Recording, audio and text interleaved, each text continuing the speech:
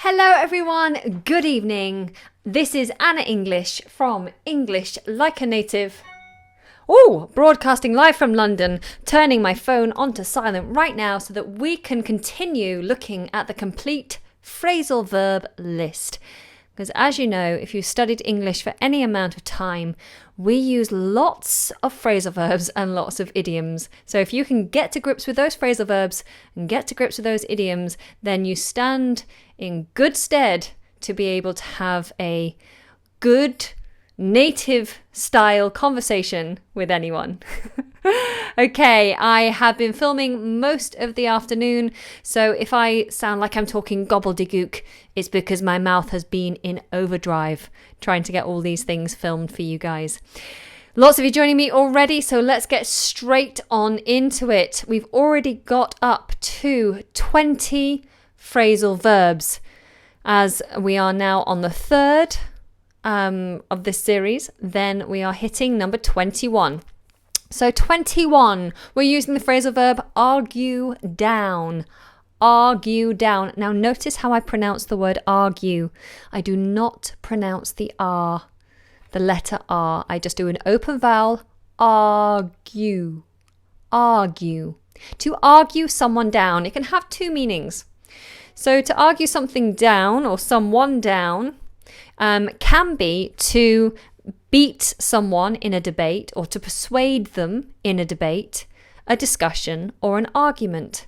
So if someone has a specific point of view or belief, or they've made a decision and you want to make them understand your point of view or take your side of things, then you might try to argue them down. And the example I've given for this meaning is the opposing politician was unable to argue the president down.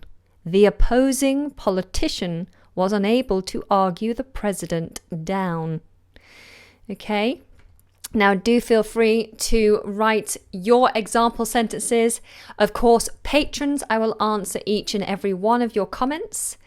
If you guys are here, hello.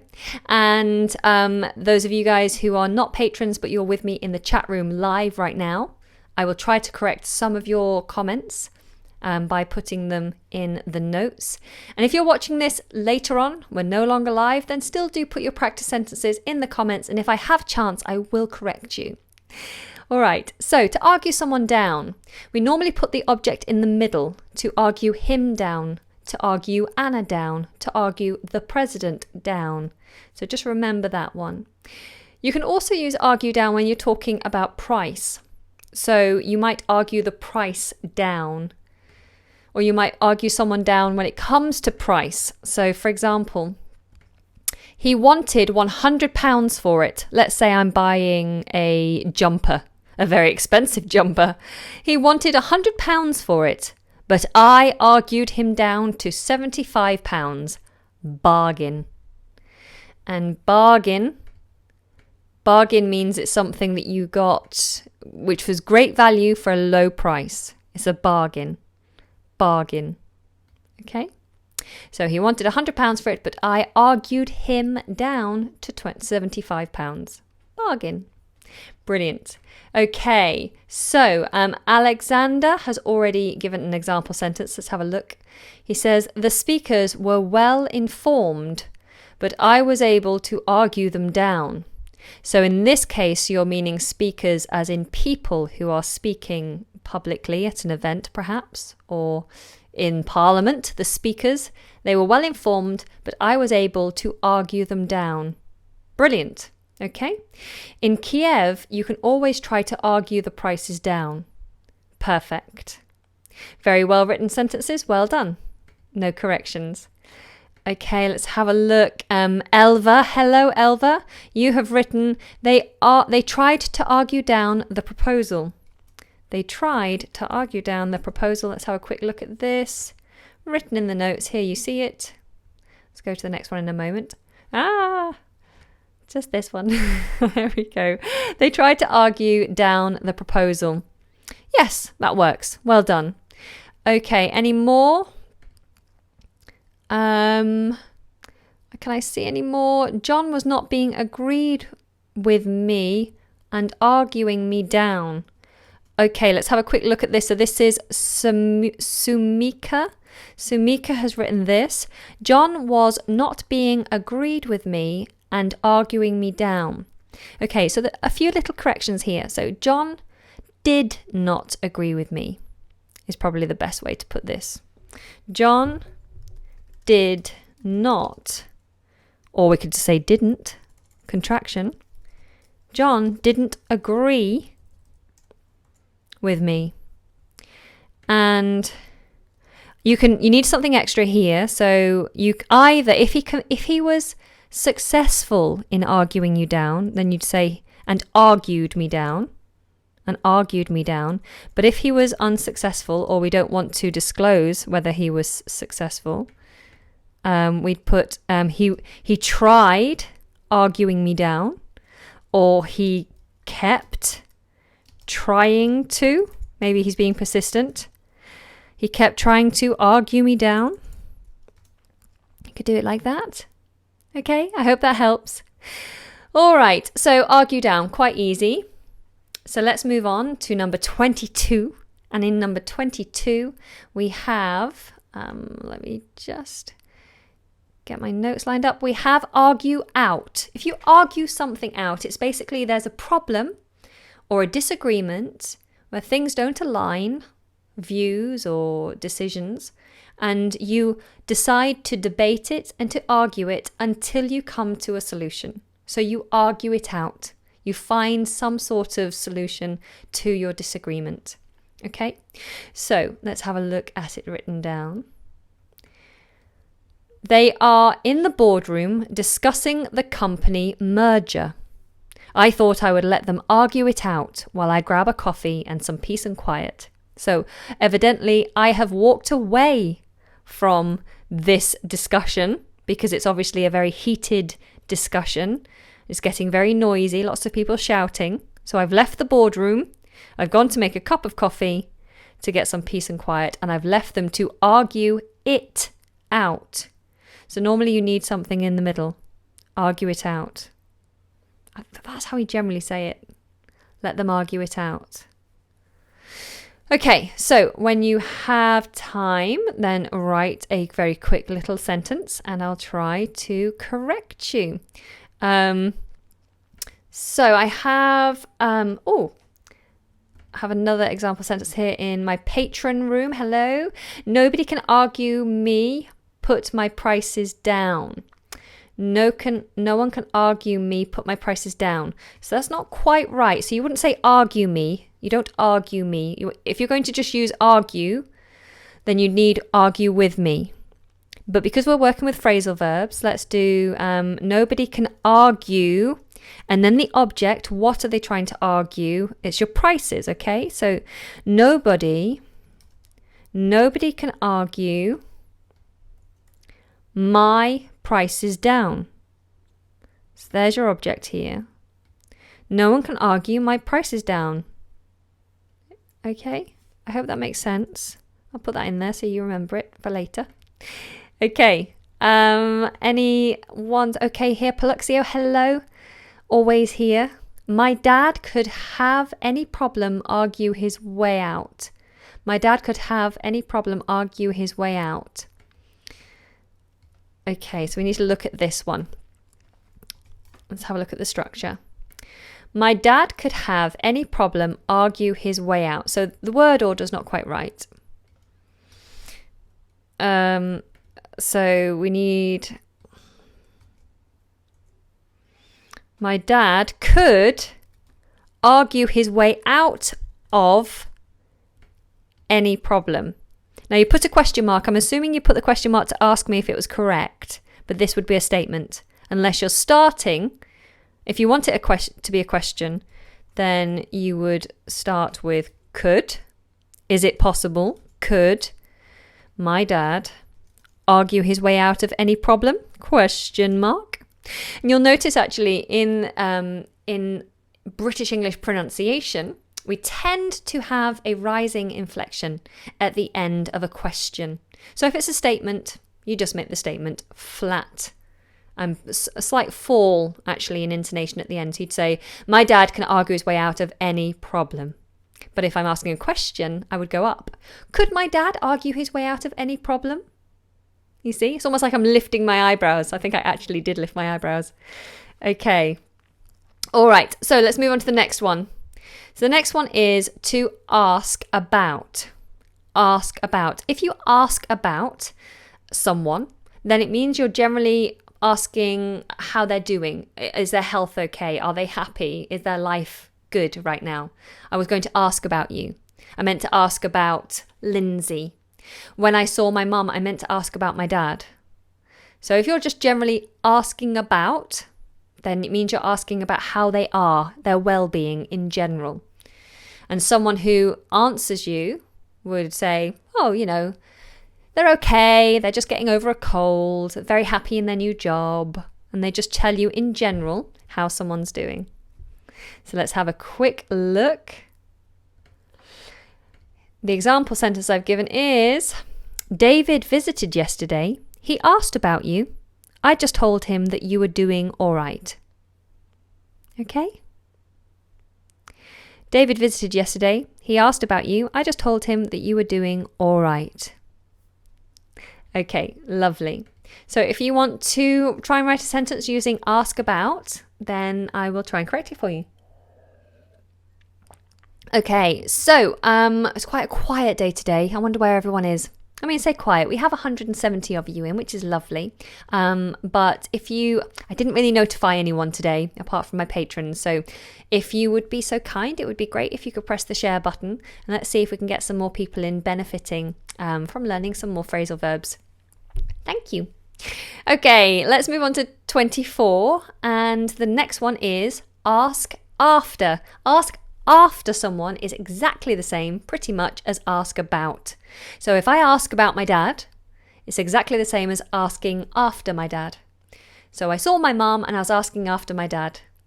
You're generally asking, is he okay? What's going on with him at the moment? Is he healthy? Is he happy? I was asking after my dad. You normally use ask after when talking about a person or maybe an animal. She was asking after the dog. So if you use it in that context, then you can't go wrong, really. And the example sentence I've given here is, I wanted to ask after you, but your father didn't give me a chance to speak, so I had no idea about how you were. I had no idea. I can actually lose that word. I had no idea how you were. I wanted to ask after you, but your father didn't give me a chance to speak, so I had no idea how you were. Just a very quick note here, actually. Some of my students regularly say, I had completely no idea. I completely had no idea. I had completely no idea. This always feels a little bit odd. Because if you have no idea, then that's complete in itself. You have no clue. So to add completely just seems, it's unnecessary, it's superfluous. So I would not use completely when saying I had or I have no idea. I would simply say, I have no idea. All right. So let's have a look, see if any of you are giving me some examples. Lovely. So Shabby has said, I asked after my colleague as he had been absent for days. Perfect. The only thing I would add to that is to put a full stop at the end of the sentence. This is what you wrote here. I asked after my colleague as he has... Oh, hang on.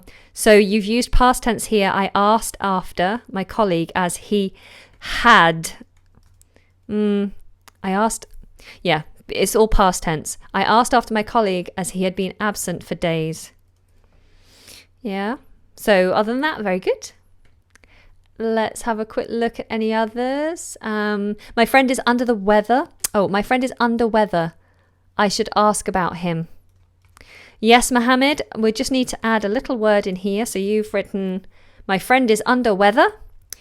It should have the in the middle. This is a little idiom. If you're under the weather, it means you're a little bit poorly, like you have a cold or a temperature or a fever, and you're a little bit unwell. Nothing life-threatening, just a little unwell. So my friend is under the weather. I should ask about him. Yeah, perfect. Oh, and a full stop at the end, of course. Lovely. Okay, let's move on, shall we? So, Steffi. So sorry, I'm just reading my patrons. Steffi has just jumped in and said, what about I'm totally clueless? So you're referring to when I said I have no idea rather than I have completely no idea. So you're saying I am totally clueless. I'm totally clueless is a perfect statement to make. I am totally clueless means I have no clue. I have no idea. So if you ask me what's going on in the world of pop music, I could say I am totally clueless when it comes to pop music. I have no idea. And that's true, actually. I'm not very hot on the old pop. Okay, let's move on. So, ask around. If you ask around, this could have two possible meanings. So, let's make that bold. Lovely. So if I ask around, I might be asking many people for information. So I turn up at your work and there's lots of people who work there and I want to know who's in charge. Or where is Derek? Where is your boss, Derek? And you're like, I'm not sure where he is. Go and ask around. So I go around and I say, excuse me, do you know where Derek is? No. Excuse me, do you know where Derek is? No. Excuse me, do you know where Derek is? And because I'm asking many people for some information, I'm asking around. Okay, that one's quite easy. And the example sentence I've given here is, I wanted to find out who was in charge, so I asked around. Eventually, I was told to knock on your door. Ooh. Now, the other example of this, ask around, could be if you put an object in the middle, or we talk about a person being asked around, it could mean that you give them an invitation. So if I want you to come round for dinner, then I might ask you around. So the example I've given for this is, William is going to be alone on Sunday. Should we ask him around for dinner? Oh, and that's a question, and I haven't put a question mark. There we go. William is going to be alone on Sunday. Should we ask him around for dinner? So object in the middle here. Okay. Lovely. So let's have a look at your examples for ask around. Oh, okay. So Sumika, you've written this sentence. Let's get this in here. You've written, the parents asked around for their lost child. Perfect. The parents asked around for their lost child. Okay, good. What else do we have? I ask around in the pub if anyone can pay me a beer.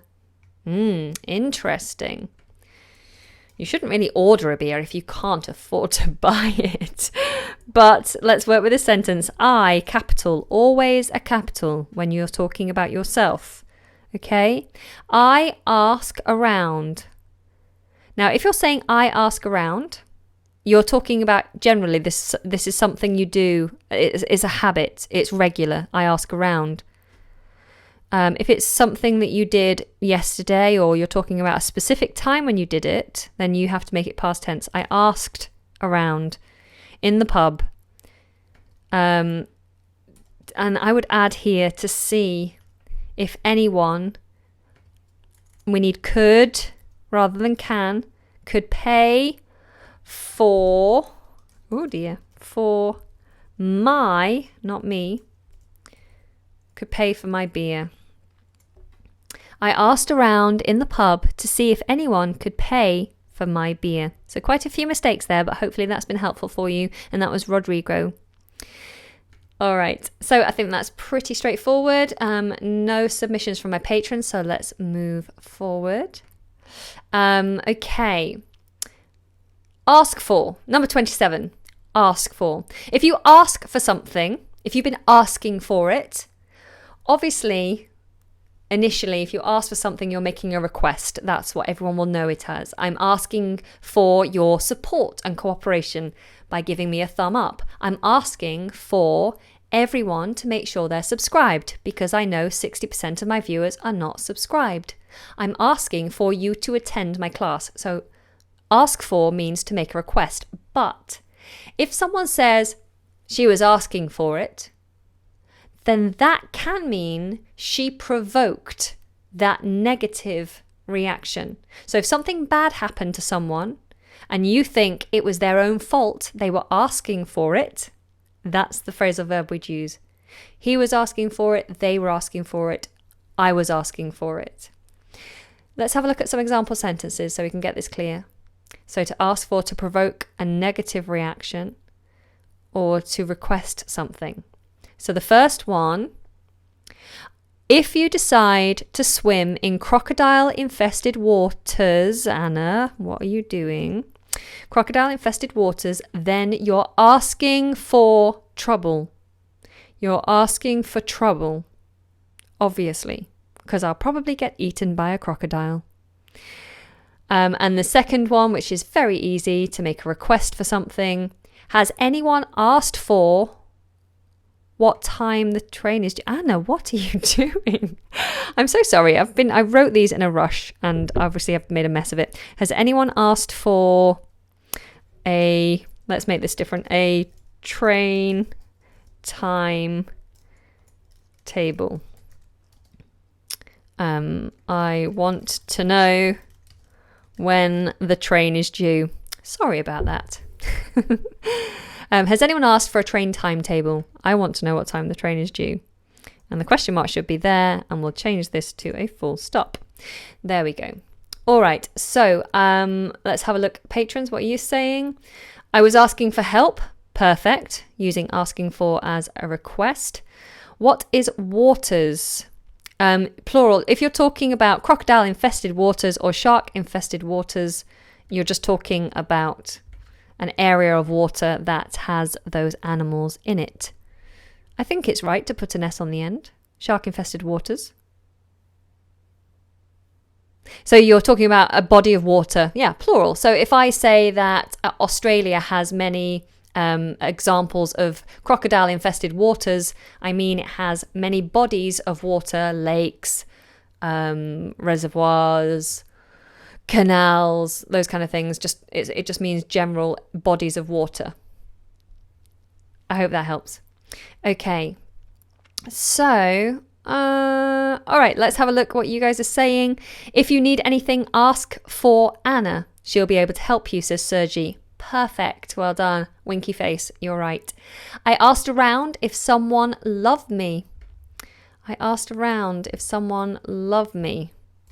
Let's have a quick look at this one. This is Claudia or Claudia. I'm not quite sure which one it should be, but hopefully that's right. I asked around if someone loved me. So first of all, full stop at the end. I asked around. I would again use to see or to find out what. This is why I asked around. What was my example? To ask him around for dinner. I was told to ask around. Okay, but there's a reason why you're asking around, and you're asking around to find out information or to learn, to see, to find out. So let's use find out. To find out if, and I would use, and I don't know why, but I would use anybody. To find out if anybody loved me. And because it's past tense here as well. I asked around to find out if anybody loved me. All right? Oh, I'm sure that someone responded. Okay, so we're nearly at the end, guys. Thank you for sticking with me. So the next one we've got is ask in. So if I ask someone in, I'm basically inviting them into my house or into wherever I am. Perhaps I'm at work, or perhaps I am hanging out in the community centre or in the library, and I just ask someone in. I ask them in. Come in. Very easy. And the example I've given here is, I would ask you in. Notice the object's in the middle. I would ask you in, but my house looks like a pigsty.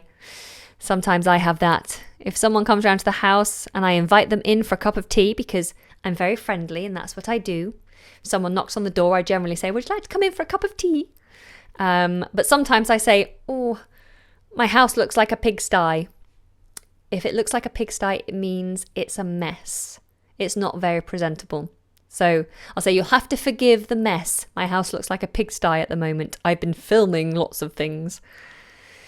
Okay, so to ask someone in, quite easy. So has anyone got any examples for this one? Sometimes when I go out in the garden, the neighbours ask me in for a drink. Perfect, Sergi. Well done. You get full marks today, Sergi. You're doing very well. Sky. Hello, Sky. How are you? Sky says, she was asking for the yellow file in the office. Perfect. Well done. That group of people have asked me in. Perfect. Just make sure we always have a capital letter at the beginning of a sentence and a full stop at the end of a sentence. Okay, let's move on. So ask in, we're on number 29. 2 more to go. 29 is ask out. Now, if I ask someone out, generally, when I say that as a statement, I asked him out. It means I've asked someone to accompany me on a date, a romantic meeting, to ask someone out. Okay, so the example sentence I've given is, are you going to ask her out or what? This is something you probably say to your friend who really likes a girl and has liked her for a long time, but doesn't have the courage to actually do anything about it. So you're going to get fed up with them. You're going to get impatient and you're going to say, look, are you going to ask her out or what? And hopefully they'll say, yes, I will, I promise. Okay, so to ask someone out, and shall we jump straight into the last one? To ask over. If you ask someone over, it means you're inviting them to where you physically are, perhaps your house or to your area in the hall. Maybe you're all in the same building, but you're asking them to come over to where you are. So you ask them over. The example sentence I've given is, first they asked us over for a few drinks, and then they suggested we all head into town to enjoy the celebrations. Fantastic. Okay, so keep coming with your example sentences. I'm just going to answer a few questions. A couple of you have asked about how to join the Skype group. The Skype group is for patrons only. It's one of their perks. Patrons are very loyal and generously contributing members of our community. They believe in what I'm doing and they want to help me because I don't make any money doing this. So I have to do extra things, and patrons understand that. And so patrons support me financially, even if it's just $1 a month. And all of that money helps to buy equipment and to pay for lighting and Wi-Fi and those kinds of things. And in return, they are rewarded. So a lot of patrons will get my ebooks or my lesson notes. They have access to the Skype room. Some of them are on my WhatsApp group. Some of them have Skype calls with me every month. And I'm always trying to find ways to involve them in making decisions. They can also message me privately on the Patron website. So there's lots of benefits for them. So if you do want to join the Skype room, it is beneficial for you, but you would have to become a patron. And if you are interested in becoming a patron, that would be wonderful. And the link for that is in the description box below, quite high up, I think. All right, let's do a few more corrections and then I will say cheerio. We have patrons. I asked my friends in my car, but they were scared to drive with me. I asked my friends into my car. This feels a little odd. I asked my friends in my car. It feels like you're saying, when I was in my car, I asked my friends something, rather than I asked my friends to get into my car. I think it would be better in this circumstance to set up that you're in your car alone. So I saw my friends walking down the street. I drove up and asked them in. But then it still feels weird.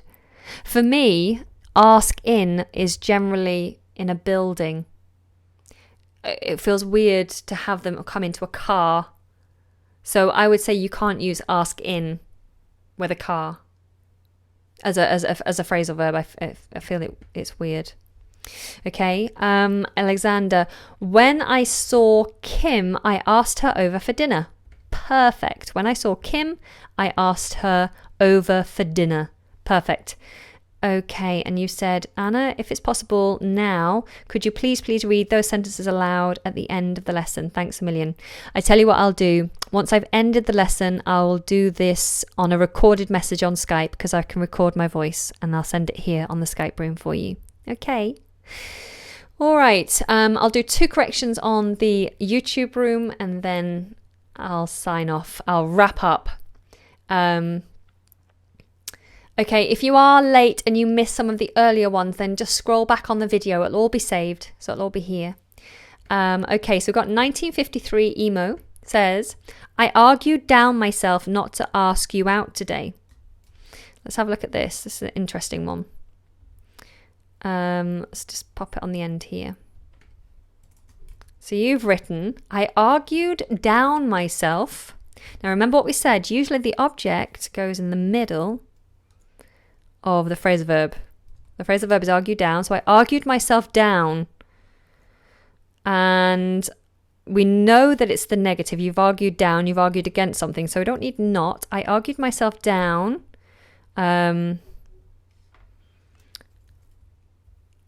After initially deciding to ask you out today. I argued myself down after initially deciding to ask you out today. So that makes perfect sense to me. All right. There are, of course, other ways to structure this sentence, but that's how I would structure it. All right. One more and then we're done. The tired pedestrian asked for some water for drinking to the lady. Okay, let's have a look at this.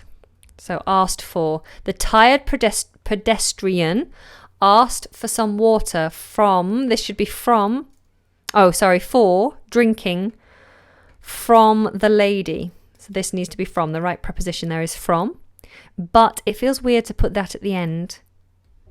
So, and also this should be to, drink. It works better.